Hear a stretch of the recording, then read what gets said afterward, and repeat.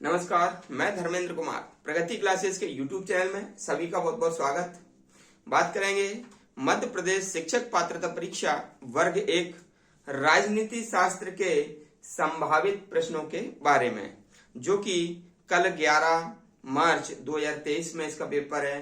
तो जितने भी संभावित प्रश्न है वो यहाँ पर देखेंगे। एक बार इसको देख करके जरूर जाएं। कम से कम 10 प्रश्न आने की जो है ना संभावना इसमें से है। तो देख लेते हैं। राष्ट्रपति चल रहा था, उसके ही आगे का थोड़ा देख लेते हैं, क्योंकि आपके सिलेबस में राष्ट्रपति, उपराष्ट्रपति, प्रधानमंत्री, मंत्री परिषद और राज्य स्तर में जो है आपका राज्यपाल, मुख्यमंत्री, इनसे संबंधित प्रश्न पूछे जाएंगे। ठीक है, तो जितने भी प्रश्न बनते हैं वो सब यहाँ पर क्लियर करेंगे।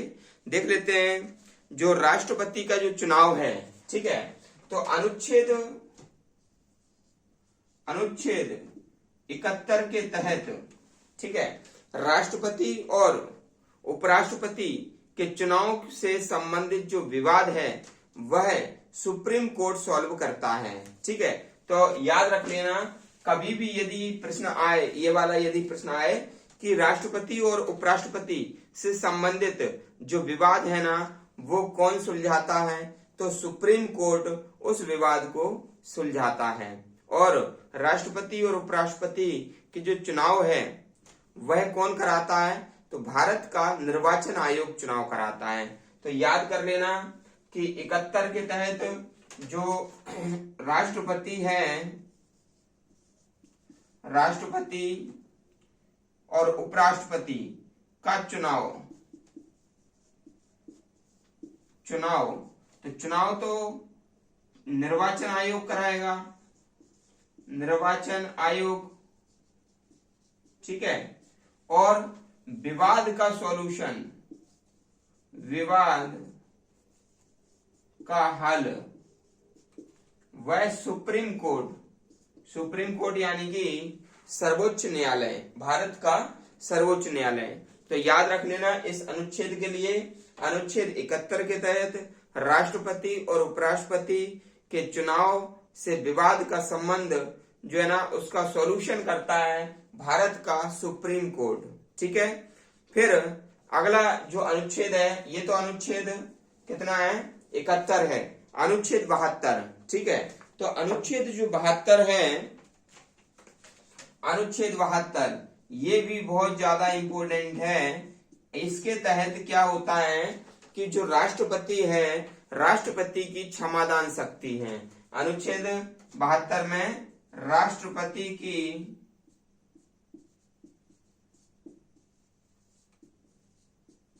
क्षमादान शक्ति। और कैसे याद करेंगे इसको, यानी कि राष्ट्रपति जी क्षमादान के लिए शक्ति दो, यानी कि 7-2। ठीक है, राष्ट्रपति की क्षमादान शक्ति 7-2। ठीक है ना, यानी कि जब किसी व्यक्ति को भारत के अंदर सजा दे दी जाती है कोर्ट के द्वारा, तो वह हाई कोर्ट, सुप्रीम कोर्ट के द्वारा भी यदि सजा दे दी जाए तो सुप्रीम कोर्ट जब उसको सजा दे देता है और उसके बाद राष्ट्रपति के पास वह व्यक्ति जो मुलजिम है वह क्या उधर जाता है राष्ट्रपति के पास में क्षमा याचना मांगने के लिए।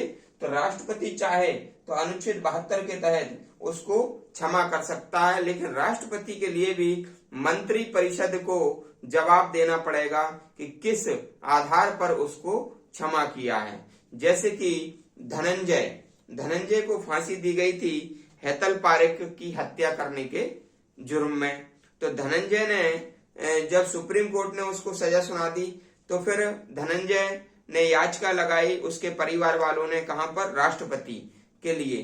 तो राष्ट्रपति ने इसको गंभीर अपराध मानते हुए, भाई किसी बच्ची की हत्या कर दी तो गंभीर अपराध मानते हुए उसको याचिका खारिज कर दी उसकी। ठीक है, यदि अपराध गंभीर नहीं है तब वह माफ कर सकते हैं। ठीक है, तो अनुच्छेद 71 के तहत क्या है, राष्ट्रपति उपराष्ट्रपति का विवाद, चुनाव से संबंधित विवाद सुप्रीम कोर्ट सुलझाएगा। दूसरा अनुच्छेद 72 में क्या है, राष्ट्रपति की क्षमादान शक्ति। और इसमें एक क्लू बता देता हूं मैं कि राज्यपाल की क्षमादान शक्ति किस अनुच्छेद में है।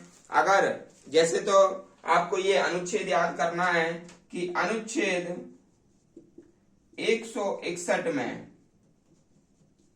राज्यपाल की क्षमादान शक्ति है। राज्यपाल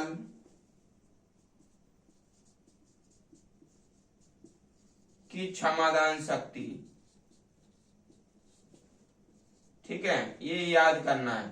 लेकिन ये अनुच्छेद 161 आपको याद ना हो तो एक 89 यानी कि 72 में 89 जोड़ दीजिएगा तो 9 और 2 11 की 1 हासिल 1 8 और 7 15 और 1 16, ठीक है। तो जो 89 का फॉर्मूला है, यदि केंद्र का आपको अनुच्छेद याद है, केंद्र का आपको अनुच्छेद याद है और राज्य का नहीं है, तो लगभग 89 आप जोड़ देंगे तो क्या हो जाएगा, 89 जोड़ने पर आपको ये अनुच्छेद आ जाएगा। जैसे कि राष्ट्रपति की क्षमादान शक्ति कितने में है, 72 में है, 72 में 89 जोड़ दिया तो कितना आ गया, 161, तो राज्यपाल की क्षमादान शक्ति बन जाएगी। उसी प्रकार जैसे कि केंद्र में अनुच्छेद 76 में क्या है, महान्यायवादी है, महान्यायवादी, ठीक है ना। तो महान्यायवादी है अनुच्छेद 76 में। लेकिन जिस प्रकार से केंद्र में महान्यायवादी भारत सरकार का सबसे बड़ा कानूनी अधिकारी होता है, उसी प्रकार राज्य में महाधिवक्ता सबसे बड़ा कानूनी अधिकारी होता है। लेकिन महाधिवक्ता कहाँ होता है, राज्य में। महाधिवक्ता राज्य में होता है, लेकिन इसका अनुच्छेद हमको पता नहीं है, तो क्या जोड़ेंगे, इसमें सिर्फ 89 जोड़ देंगे तो कितना आ जाएगा, 165 आ जाएगा। तो अनुच्छेद 165 में महाधिवक्ता का प्रावधान है। तो ये 89 का जो फॉर्मूला है, ये मैं आपको बता रहा हूं, ये इतना सिंपल है कि अगर आपको कोई अनुच्छेद राज्य का याद भी नहीं है तो लगभग वो आंसर लग जाएगा, ठीक है। जैसे कि महान्यायवादी 76 में है, अनुच्छेद 76 में महान्यायवादी है, ठीक है ना। तो 89 जोड़ देंगे तो 165 आ गए, तो 165 में महाधिवक्ता, ये राज्य में होता है और ये केंद्र में होता है, ठीक है। ठीक है, आगे बढ़ते हैं।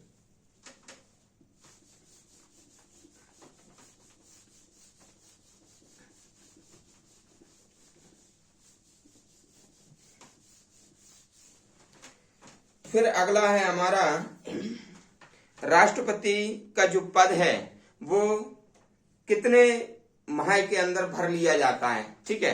तो मैंने आपको बता चुका हूं पहले वीडियो में कि 6 माह के अंदर भर लिया जाता है। देखो मैं आपको बता दूं क्या है, जो राष्ट्रपति है, राष्ट्रपति का जो पद है, पद 6 माह में भर लिया जाता है, भर लिया जाता है, ठीक है। ये तो आपको समझ में आ गया। लेकिन राष्ट्रपति यदि अध्यादेश जारी करता है, अध्यादेश जारी करता है, ठीक है, तो वह किस अनुच्छेद में करता है, तो अनुच्छेद 123 में राष्ट्रपति अध्यादेश जारी करता है। और इसको कैसे याद रखेंगे, आ माने अध्यादेश, तो आ माने एक होता है, एक, तो 1 2 3 1 2 3 क्या है, अध्यादेश।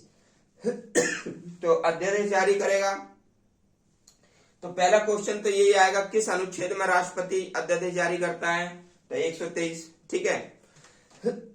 दूसरा ये क्वेश्चन बनेगा कि अध्यादेश कब जारी किया जाता है, तो अध्यादेश जारी किया जाता है जब केंद्र में लोकसभा और राज्यसभा दोनों सदन या फिर दोनों में से कोई एक सदन अवकाश में हो या नहीं चल रहा हो या सत्र नहीं चल रहा हो, तब राष्ट्रपति को कानून बनाना हो तो वह अध्यादेश जारी करता है, ठीक है ना। ये आप याद रख लेना, और अध्यादेश जारी वह करेगा, ठीक है। लेकिन फिर दूसरा क्वेश्चन ये भी आता है कि भाई जब सदन लग रहा हो, मान लीजिए अध्यादेश तो जारी कर दिया, लेकिन जब संसद लगना शुरू हो जाए दोनों सदन, तो फिर वो कितने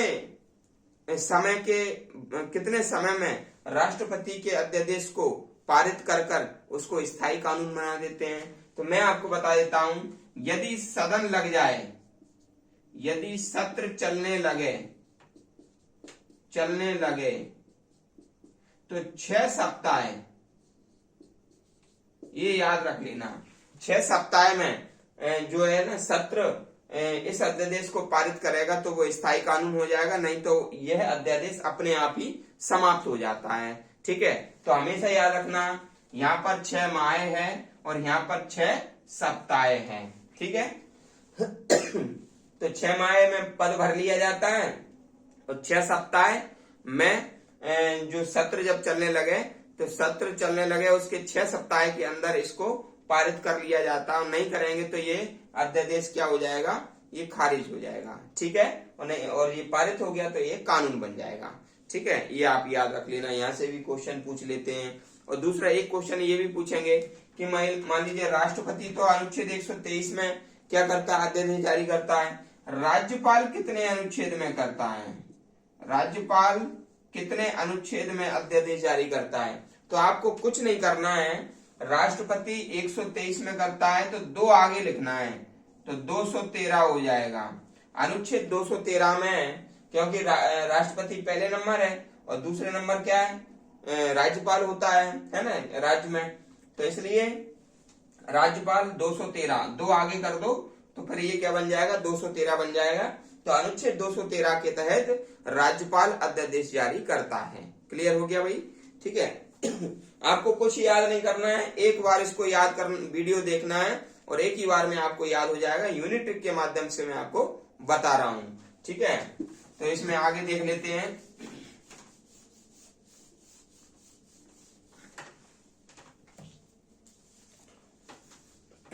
आगे ये है कि राष्ट्रपति का जो निर्वाचन मंडल है उसमें कौन कौन भाग लेते हैं। तो मैंने आपको बता दिया, एक प्रश्न जरूर बनेगा कि निर्वाचन मंडल कितने में, एक तो अनुच्छेद 54 में है, अनुच्छेद 54 में निर्वाचन मंडल है निर्वाचन मंडल है। और निर्वाचन मंडल में एक तो राज्यसभा सदस्य भाग लेते हैं, दूसरा लोकसभा सदस्य भाग लेते हैं, और तीसरा विधानसभा, राज्य की विधानसभा भाग लेते हैं, विधानसभा भाग लेते हैं। और दिल्ली और पांडिचेरी, दिल्ली और पांडिचेरी, ठीक है, ये इसकी विधानसभा भी भाग लेते हैं। तो ये 4 चीजें आप याद रख लेना, ठीक है ना। और ये सभी निर्वाचित भाग लेते हैं, मनोनीत नहीं, सिर्फ निर्वाचित सदस्य, निर्वाचित सदस्य भाग लेते हैं। क्लियर हो गया ये, यहां से भी क्वेश्चन बन सकता है आपका। और ये जो दोनों है ना, ये दिल्ली और पांडिचेरी, ये 70वें संविधान संशोधन, 70वें संविधान संशोधन 1992, ठीक है, इसमें ये जोड़ा गया था ये, ठीक है।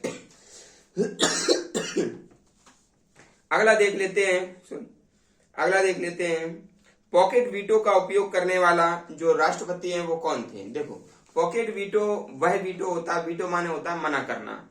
यदि संसद कानून भेज दे, मतलब जो बिल होता है ना वह भेज दे राष्ट्रपति के लिए साइन करने के लिए, और यदि वह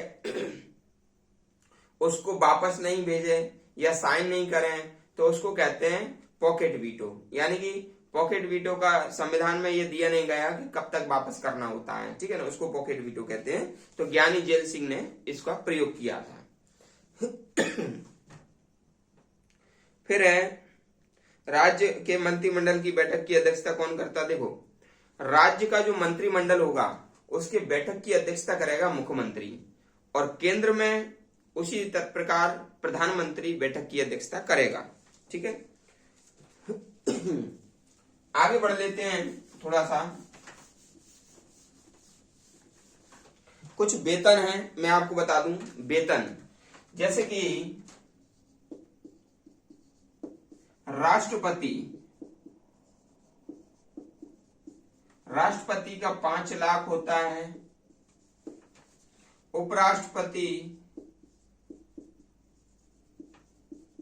उपराष्ट्रपति का 4 लाख होगा, राज्यपाल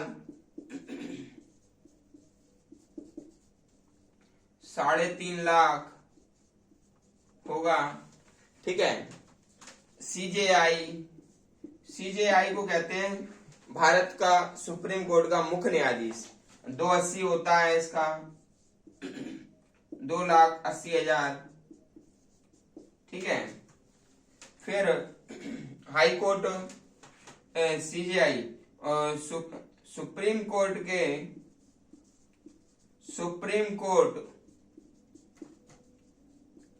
के न्यायाधीश, सुप्रीम कोर्ट के न्यायाधीश इनका 250 होता है। हाई कोर्ट के मुख्य न्यायाधीश इनका भी 250 होता है। ठीक है ना, 2,50,000। ठीक है ना। फिर सीएजी का भी 2.5 लाख होता है। और सीईसी मुख्य निर्वाचन आयुक्त का 250 होता है, 250 लाख। ठीक है। और यूपीएससी के अध्यक्ष का 2,50,000 होता है।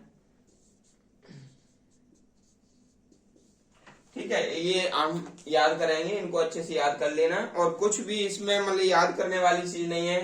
राष्ट्रपति में 5 अक्षर आ रहे हैं, 1 2 3 4 5, तो ये 5 लाख हो जाएगा।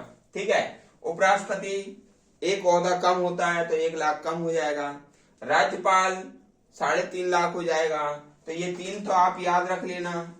फिर जो सीजेआई है चीफ जस्टिस, उसको 2,80,000 मिलते हैं, बाकी सबको 2.5 मिलेंगे। ठीक है। कुछ याद ही नहीं करना है। ठीक है। आगे बढ़ लेते हैं थोड़ा सा।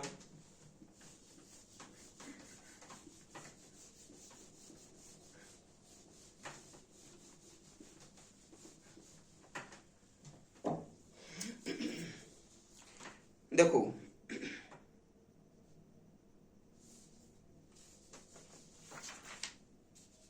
हाँ उपराष्ट्रपति, हाँ जो राष्ट्रपति है उस पर महाभियोग कौन सा सदन लगाता है? अगर कभी क्वेश्चन आ जाए कि जो राष्ट्रपति है उस पर महाभियोग कौन सा सदन लगाता है, तो मैंने आपको बता चुका हूं पहले वीडियो में कि दोनों में से कोई भी सदन महाभियोग लगा सकता है, लेकिन 14 दिन पहले उसको क्या सूचना देना पड़ेगी राष्ट्रपति के लिए।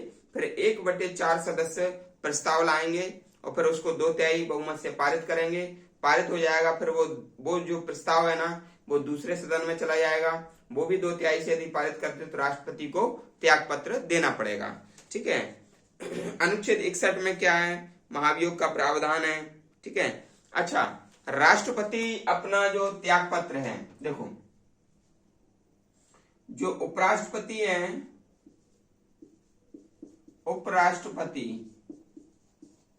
उपराष्ट्रपति अपना त्याग पत्र राष्ट्रपति को देगा।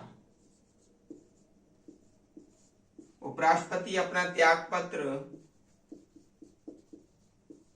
राष्ट्रपति को देगा और राष्ट्रपति अपना त्याग पत्र उपराष्ट्रपति को देगा। ठीक है। और लोकसभा का अध्यक्ष अपना त्याग पत्र उपाध्यक्ष को देगा और लोकसभा का उपाध्यक्ष अपना त्याग पत्र अध्यक्ष को देगा। ठीक है, याद रख लेना।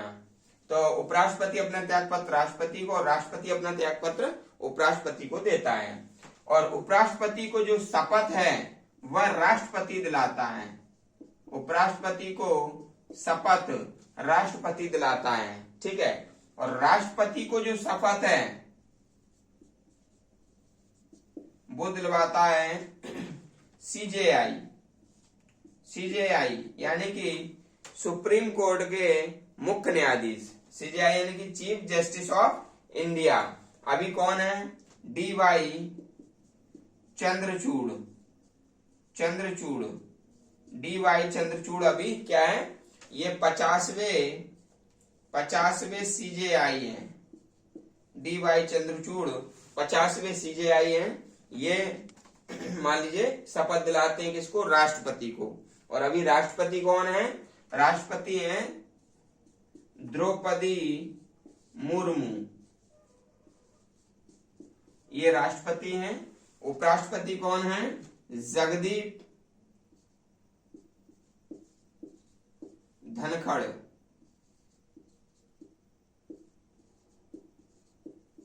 ठीक है, ये आप याद रख लेना। ये 14वें नंबर के हैं, ये 15वें नंबर के हैं, ठीक है, और ये 50वें नंबर के हैं, ठीक है, ये आप याद रख लेना इसको, ठीक है। आगे बढ़ते हैं।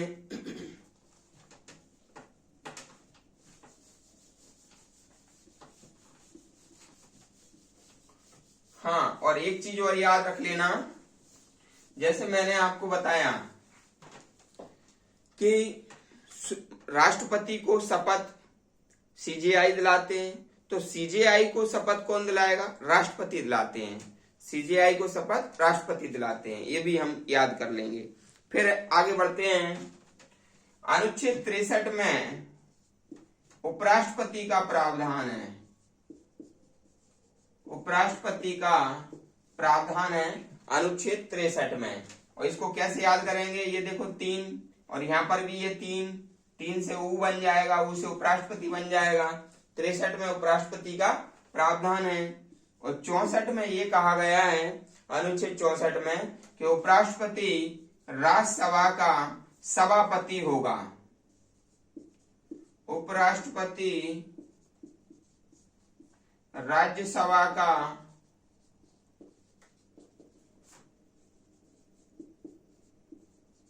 सभापति होगा, ठीक है। अनुच्छेद 65 में यह है कि उपराष्ट्रपति कार्यवाहक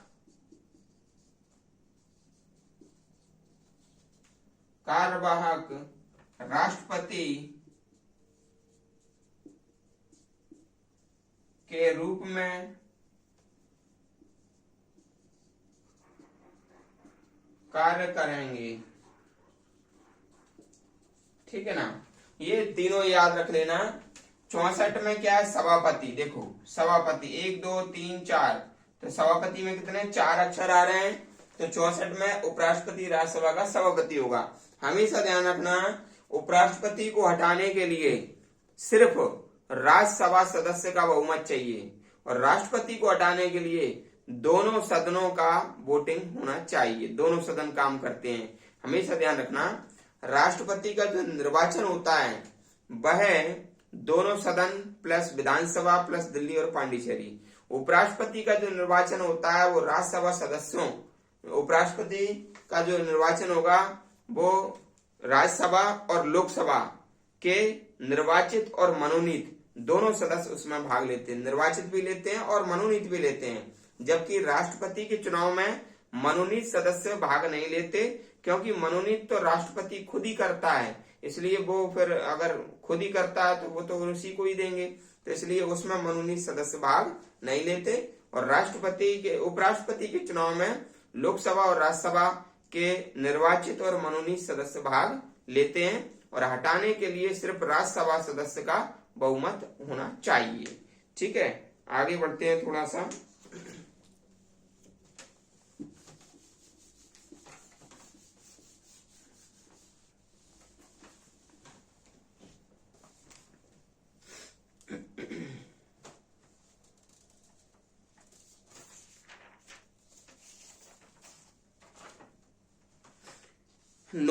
नोटा जो होता है ना, जो किसी भी दल को वोट ना दे करके नोटा में कर देते हैं, तो 2013 में इसका पहली बार ईवीएम मशीन में इसका प्रयोग किया गया, 2013-14 के चुनाव में।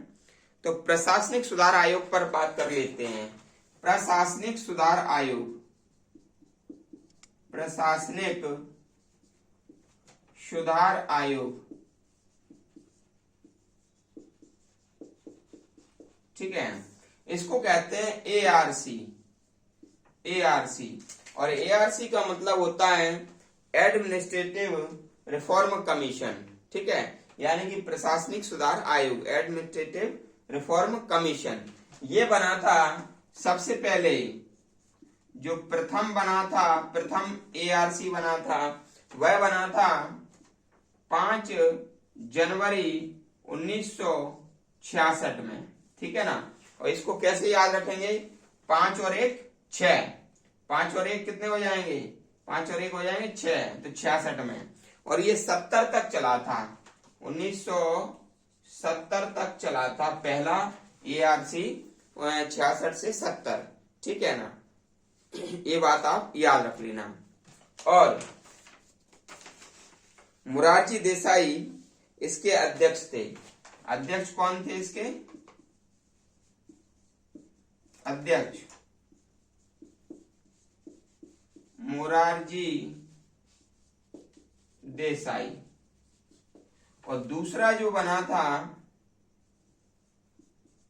दूसरा एआरसी, ये बना था 31 अगस्त 2005 में। ठीक है ना। इसके अध्यक्ष थे वीरप्पन मोइली।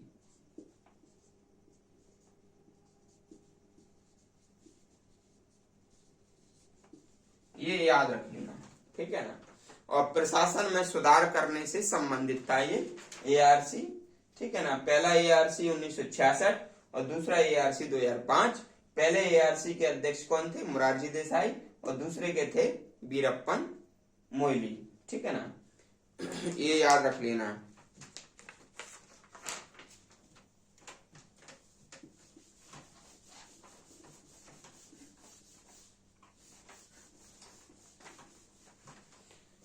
आगे बढ़ते हैं, एम्बुड्समैन पर आते हैं। तो भैया एम्बुड्समैन जो है ना,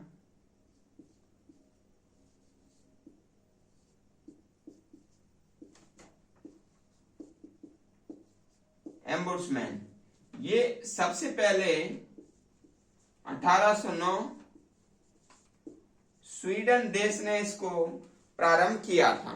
ठीक है ना, 1809 में स्वीडन देश ने इसको प्रारंभ किया था। तो ये डेट याद रख लेना, 1809। और याद कैसे रखोगे, 18 का आधा कितना होता है, 9। 18 का आधा कितना होता है, 9। बस क्लियर हो गया। एम्बुड्समैन 1809 स्वीडन।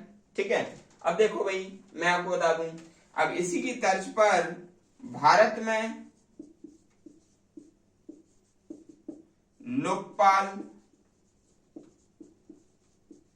और भारत के राज्यों में लोकायुक्त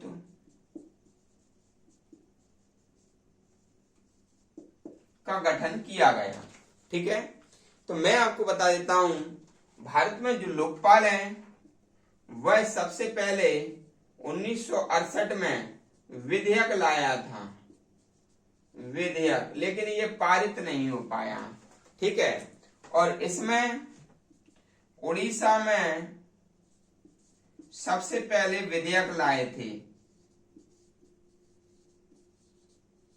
विधेयक सबसे पहले, यानी कि फर्स्ट बार। ठीक है। लेकिन गठित किया गया था महाराष्ट्र में। महाराष्ट्र में हमेशा ध्यान रखना, इनमें से प्रश्न जरूर आते हैं कि जो लोकायुक्त विधेयक सबसे पहले किस राज्य में लाए थे, उड़ीसा में। ठीक है ना, लेकिन गठित किस राज्य में हुआ था, महाराष्ट्र में। ठीक है। तो ये याद कर लेना। और मध्य प्रदेश में 1981 में, मध्य प्रदेश में 1981 में। ठीक है, याद कर लेना। और ये भ्रष्टाचार को निवारण करने की एक संस्था है, भ्रष्टाचार को निवारण करने की एक संस्था है। और जो लोकपाल, जो भारत में जो लोकपाल बिल है वो 2013 में लाए थे, आखिरी बार लाए थे। 2014 में पारित हो गया था, 2014 में पारित हो गया था। और 2019 में पिनाकी चंद्र घोष,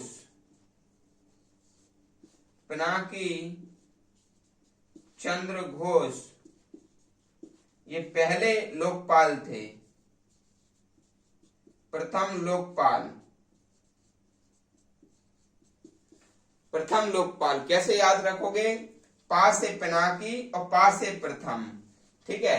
पा से पिनाकी, पा से प्रथम। प्रथम लोकपाल नियुक्त हुए थे 2019 में, पारित हो गया था 14 में, और ये लाया था, जो अंतिम बार ये लाए थे लोकपाल बिल 13 में। क्लियर हो गया? आगे बढ़ते हैं।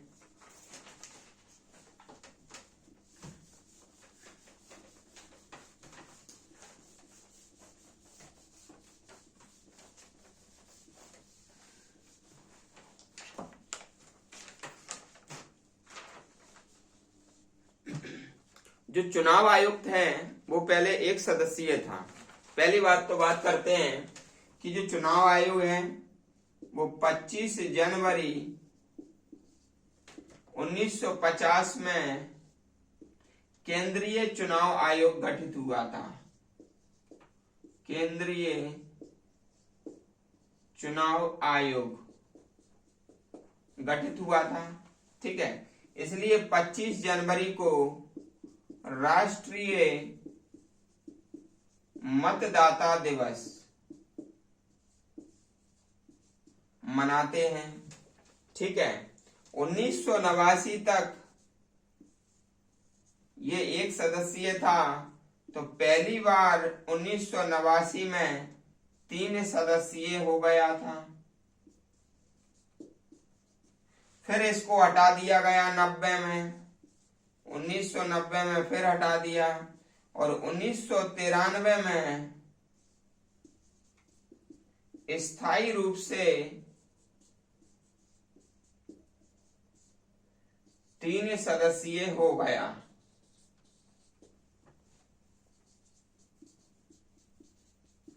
ठीक है। तो कभी अगर पूछा जाए कि प्रथम बार 3 सदस्यीय कब हुआ था? 89 में। फिर स्थायी रूप से कब हुआ था? 93 में।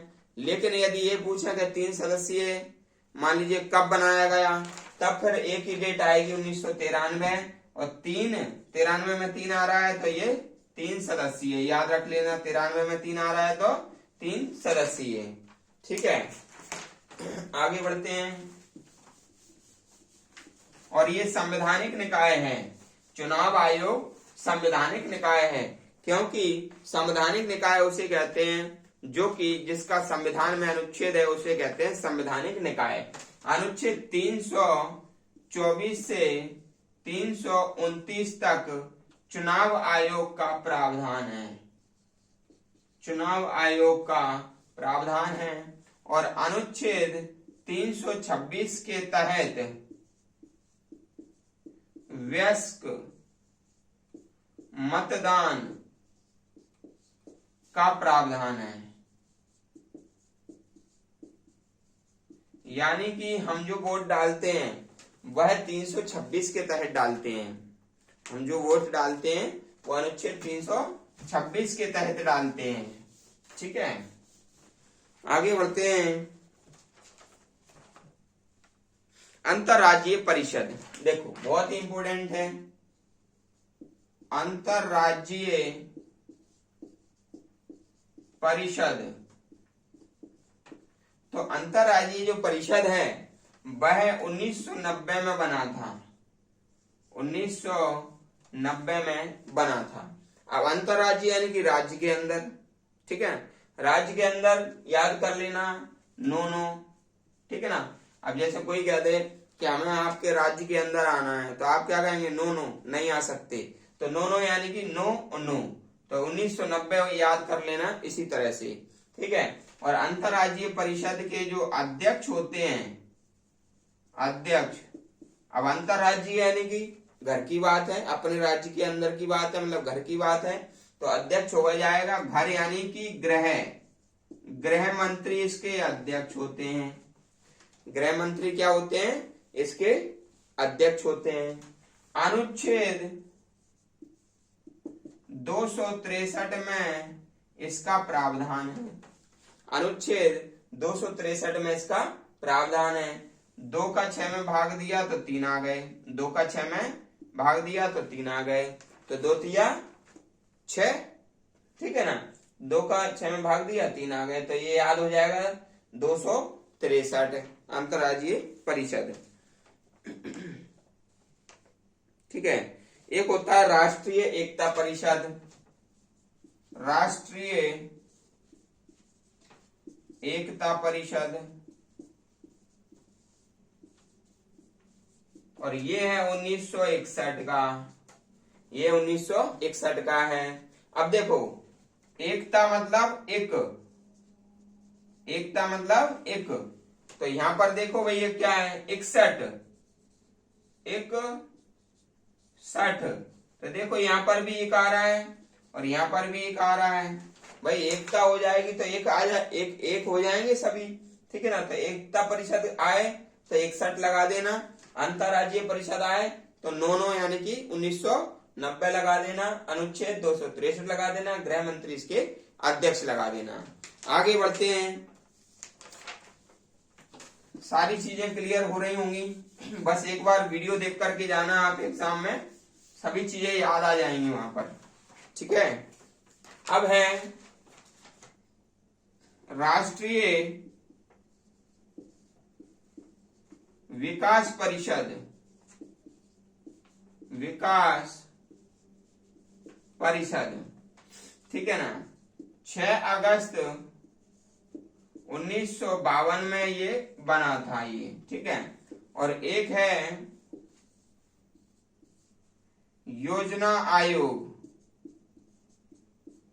योजना आयोग, ये 15 मार्च 1950 में, 15 मार्च 1950 में बना था।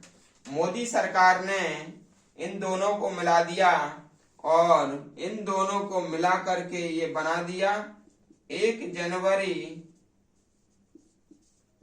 2015 में, 2015 में नीति आयोग, नीति आयोग बना दिया, ठीक है ना, नीति आयोग। तो याद रख लेना, राष्ट्रीय विकास परिषद 6 अगस्त 1952, योजना आयोग 15 मार्च 1950 और 1 जनवरी 2015 को नीति आयोग बना दिया। अब देखो इसके अध्यक्ष भी प्रधानमंत्री होते थे, इसके भी प्रधानमंत्री और इसके भी प्रधानमंत्री, तो पीएम अध्यक्ष होते हैं, पीएम अध्यक्ष होते हैं। इसके पहले अध्यक्ष कौन थे? जवाहरलाल नेहरू पहले अध्यक्ष थे। इसके पहले अध्यक्ष कौन थे? नरेंद्र दामोदर दास मोदी पहले अध्यक्ष नीति आयोग के थे। क्लियर हो गया? आगे देख लेते हैं।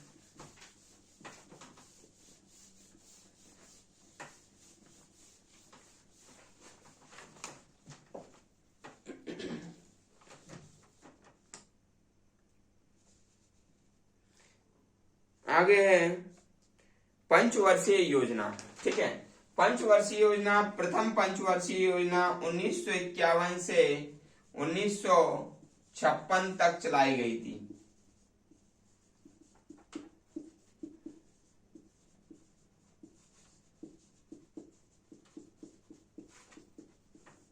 ठीक है,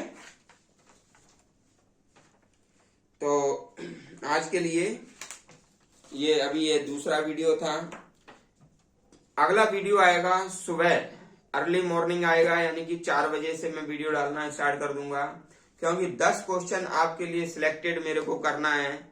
ठीक है, आज 11 तारीख तो हो चुकी है, लेकिन सुबह एग्जाम है आप लोगों का। ठीक है, तो वीडियो देखकर जाएंगे, आपको 10 क्वेश्चन का लाभ होगा। ठीक है, सुबह लाऊंगा मैं वीडियो, 4 बजे वीडियो प्रारंभ हो जाएगा और आप उसको देख कर जाएं। 7 बजे आपका एंट्री है, 3 घंटे में बड़े आराम से आप देख लेंगे, याद भी हो जाएगा। ठीक है, कमेंट्स करके बताना कहाँ तक क्वेश्चन आए और आपको वीडियो कैसा लगा, वीडियो समझ में आया कि नहीं, और अधिक से अधिक इसको शेयर करें ताकि सभी लोगों तक ये पहुंच जाए और अधिक से अधिक रिजल्ट में इसको लाभ मिले। ठीक है, सभी का धन्यवाद, गुड नाइट।